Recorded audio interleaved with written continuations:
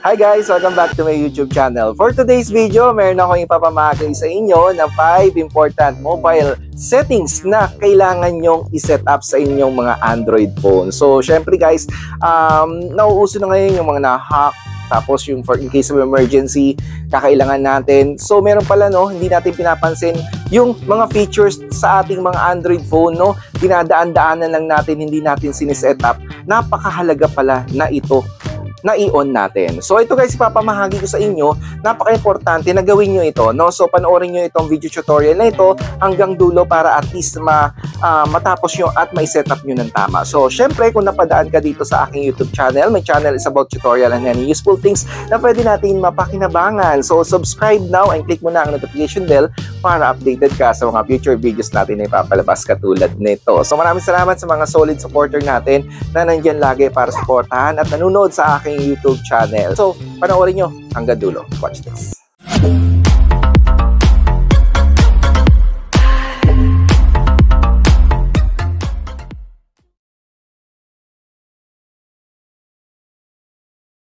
Ito guys ang ating Android phone. So, punta tayo sa ating mga settings. So, ang gamit ko is Samsung phone. So, once na mapindot natin settings, hanapin lang natin itong battery and device care dyan sa ating mga Android phone. So, battery and device care. So, scroll lang natin, hanapin natin itong auto optimization. So, kailangan, need natin naka-on to guys. Always on natin to para at least, no, ma-boost yung performance ng ating Android phone. Yan. Meron ditong auto restart. Kung gusto nyong auto restart siya kung anong araw, everyday, kung anong araw gusto nyong i-restart, pwede. At pwede nyo rin itong ilagay yung oras niya. Kung anong oras natin ma-optimize. So, 3 AM ng madaling araw, ayan, mag-auto restart siya. So, nakadepende sa inyo kung gusto nyong restart when needed, i-on nyo lang yung restart when needed. Kung ayaw nyo naman ng start on schedule, i-off nyo lang siya. Pwede nyo siyang i-off. So, napakaganda nito para ma-fix yung mga bugs, yung mga data naiiwan dyan naman ginamit yung buong araw, matatanggal yan at mapapaboost ang performance ng inyong Android phone. So, gawin nyo to lagi guys para at least malinis natin. So, ito guys ang ating pangalawang mobile important settings na kailangan natin gawin. So, punta tayo dito sa ating Google Play Store. So, click natin yung Google Play Store natin sa ating mga Android phone. Then, punta tayo dito sa upper right side yung home account setting natin. Click natin yan. Then, hanapin natin tong Play Protect. So, Play Protect, click natin yung Play Protect. Then, make sure naka-on itong Play Protect natin. So, make sure naka-on ang ating Play Protect, then i-scan natin to lagi. So, automatic naman to mai-scan. So, depende sa inyo kung i-manual scan nyo. Make sure naka-on lang ito lagi. So, built-in to ng Google para at least matanggal or ma-alert tayo yung mga harmful na mga application na pumapasok sa atin, no? Yung mga data na pumapasok na pwedeng makasira sa ating phone. So ito naman yung pangatlong mobile important settings na kailangan natin malaman at gawin. So, punta tayo ulit sa settings natin. So, click natin yung settings. So, scroll lang natin. So, hanapin natin itong application. So, itong application guys, click lang natin itong application sa ating mga Android phone. So, once na maklik natin, hanapin natin itong accessibility. So, accessibility. Then, pag nahanap natin itong accessibility, hanapin natin itong permission. Click natin yung permission. Dito guys sa permission, make sure i-check natin itong camera. Yan. So, click natin itong camera. Yan. So, makikita natin dito yung allow only while using this app. As every time, don't allow. And see all app with this permission. So, click natin itong see all this app, all permission. Make sure lagi natin itong makikita, no? Laging walang allowed at all times. So, make sure laging allowed at all times, wala, no apps allowed. Ayan. So, napakaganda na ito. I-double check nyo lagi para makaiwas tayo sa mga spy or mga hackers na pwedeng galawin or pwede tayong makita gamit ang camera.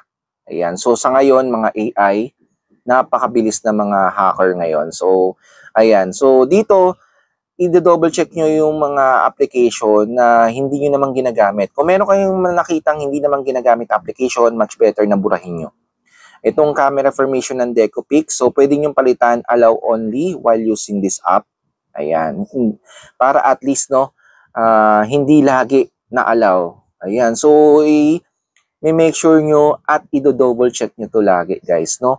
itong formation na to. At para makaiwas tayo sa mga spy na pwedeng makita yung mga ginagawa natin sa ating mga Android phone sa pang-araw-araw. So, ayan, napaka-importante.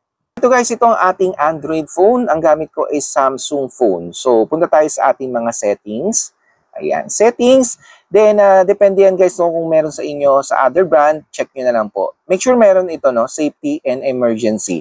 Ayan, hindi natin pinapansin to, pero napakahalaga at importante itong settings na ito guys, no? Safety and emergency, makikita nyo dito, yung mga emergency na details na pwede natin kailanganin in case na may mangyari sa atin. So, medical info, so make sure na fill upan nyo dito yung name nyo, medical condition, allergies, current medication, medical notes, ilalagay nyo dito para in case na emergency, may kita nila kung ano ba yung mga history mo at kung ano yung tamang gamot na ibibigay sa iyo. So, napaka-importanting fill upan nyo to, ayan, medical info mo na maaaring makatulong sa iyo in the future if in case na emergency. So, emergency contact, make sure naka-on din to.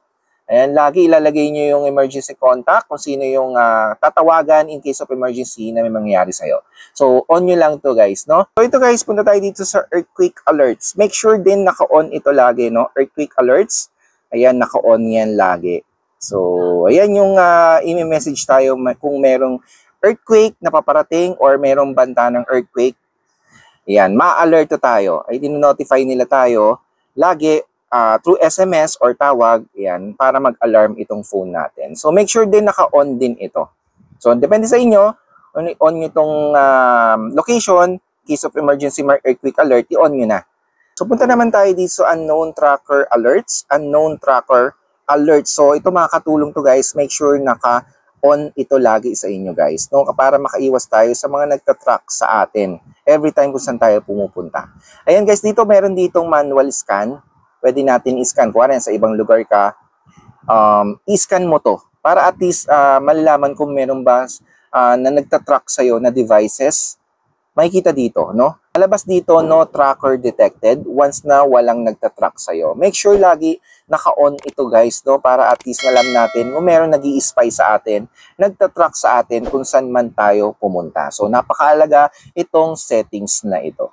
So, that's it guys. Ayan na ating video tutorial for today at sana nagustuhan mo at may natutunan ka. So, syempre guys, kung may natutunan ka, nagustuhan mo, give thumbs like, share mo na sa family and friends na merong gantong channel na nagbibigay tutorial, educational at useful tips and tricks na pwede natin magamit sa pang-araw-araw. So, maraming salamat. Hanggang dito na lang ang ating video. Mabuhay kayong lahat. God bless.